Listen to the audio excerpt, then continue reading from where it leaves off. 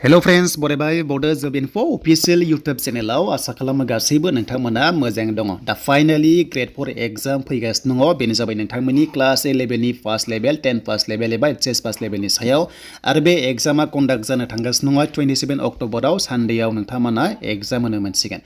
दा बे एडमिटआ सोरना रिजेक्ट जादों, सोर साख्रि मोननाय नङा, सोरखौ लागोन स्किल टेस्टआव एबा भाइभा टेस्टआव माबादि जागोन, एग्जाम बोरै जागोन, डिटेल्सखौ जों दायो नायनोसै। दा बेखायनो जों थांगोन अफिसियेल वेबसाइटआव। दा जों अफिसियेल वेबसाइटआव फैनाय लोगो लोगो एडमिटआ होगासिनो दङ। नोंथांमोना डाउनलड खालामदो लिंकआ 1 2 3 दङ। बेयाव जायखिजाया क्लिक खालामबानो नोंथांमोना मोनगोन। दा जों एग्जाम्पल जों क्लिक 1 जोङो क्लिक खालामबाय। दा जोङो लिंकआव बेयाव फैनाय लोगो लोगो बेबादि मोनसिगोन। पेजआ बेबादि अपेन जागोन आरो बे एग्जामा जाबाय नोंथांमोना क्लास 8 फार्स्ट लेभेल बेनिफ्राय 10 फार्स्ट लेभेलनि ग्रेड 4 साख्रि, जेराव नोंथांमोना 27 अक्ट'बराव अफलाइन हिसाबै आनजाद होनो थांगासिनो दङ। फुङाव खनसे, बेलासियाव खनसे, मोनसे एडमिटआनो मोननैबो एग्जामाव सोलिगोन। अके, बेखौ जों मिथिबाय। आइडिखौ होदो, बेनिफ्राय लगइन खालामदो आरो जुदि मोनाबा नोंथांमोना कल नाम्बार दङ, बेयाव कल खालामबानो जाबाय। अके, आरो आइडि गोमादोंबा फरगटआव क्लिक खालाम, अब्लानो रिकभारि जागोन, खुनु टेनसन गैया। दा बेयाव नोंथांमोना डिग्री पासआ एलिजिबल जाया। अके, बे जाबाय क्लियारिफिकेसनखा। ग्रेड 4 साख्रियाव दा आसाम स्टेटनि नर्म्स बादिब्ला माने ग्रेड 4 साख्रियाव डिग्री पासआ मोना। अके, स' बे जाबाय माखासे नोंथांमोननि डिटेल्स। दा ओरैबादि मोनसे बाथ्रा, बै समाव नोंथांमोना एप्लाइ खालामनायाव डिग्री पास नङामोन, नाथाय दाखालिसो नोंथांमोना डिग्री पास जाबाय, अब्लाबो एलिजिबल जागोन। मानोना एक्सपिरियेन्स हिसाबै ओरैबादि मोनदों जे फ्रि बेचखौ नायोबा काट अफ डेट थायो। माने बै समावहाय नोंथाङा डिग्री पास जायाखैमोन नालाय, नाथाय दाखालिसो जादों, अब्ला बै समाव नोंथांमोना आन्डार ग्रेजुएटमोन ना, बेखायनो क्लास 8 फार्स्ट लेभेल, 10 फार्स्ट लेभेलाव नोंथांमोना एप्लाइ खालामदोंमोन आरो। अके, बेयाव जेबो गिनांगौ गैया, नोंथांमोना एग्जामखौ होनो हागोन। गोबां कनफिउज जादों जे डिग्री पास दाखालिसो जानायफ्रा मोनगोन ना मोना होननानै। स' नोंथांमोना काट अफ डेट थायो, बै समनि डेटआव नोंथांमोना डिग्री पास नङामोन, दासो जादों। अब्ला एमप्लयमेन्ट एक्सचेन्जआ नोंथांमोना बै समाव एचएस पासल'खामोन नालाय, अब्ला एक्सेप्ट जागोन आरो। अके, नाथाय अलरेडि जुदि डिग्री पास खाबासो बे पस्टआव नोंथांमोना ग्रेड 4 साख्रि मोननो हाया आसाम स्टेट।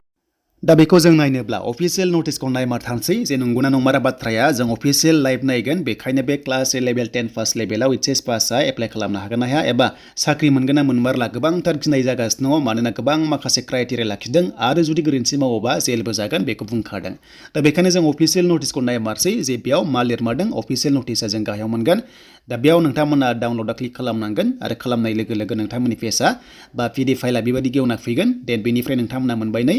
दा बे पस्टआ ओभारअल लादोंमोन 5000 लादोंमोन। अके, टेन्टेटिभ लादोंमोन, नाथाय बारायो एबा खमायखायो बेखौ जों मिथिखागौ।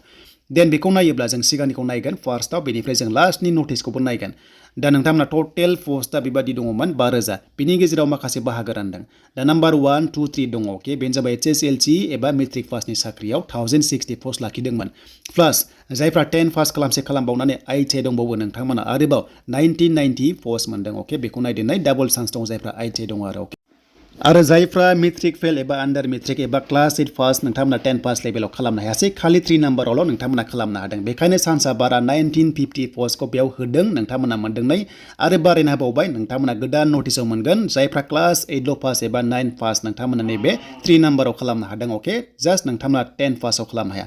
दा एचएस पासआ मोनगोन ना मोना, गोबां कमेन्ट्स बेयाव लिरखादों नै। नोंथांमोना मेक्सिमाम क्वालिफिकेसना जाबाय एचएस पास, माने हायार सेकेन्डारि पास खालामनायबाबो ग्रेड 4 आव साख्रि मोनगोन, बेखौ होनदों आरो। अके, माने मेक्सिमाम क्वालिफाइड दंखायो नालाय, बेखायनो नोंथांमोना बेसिम मोनगोन आरो।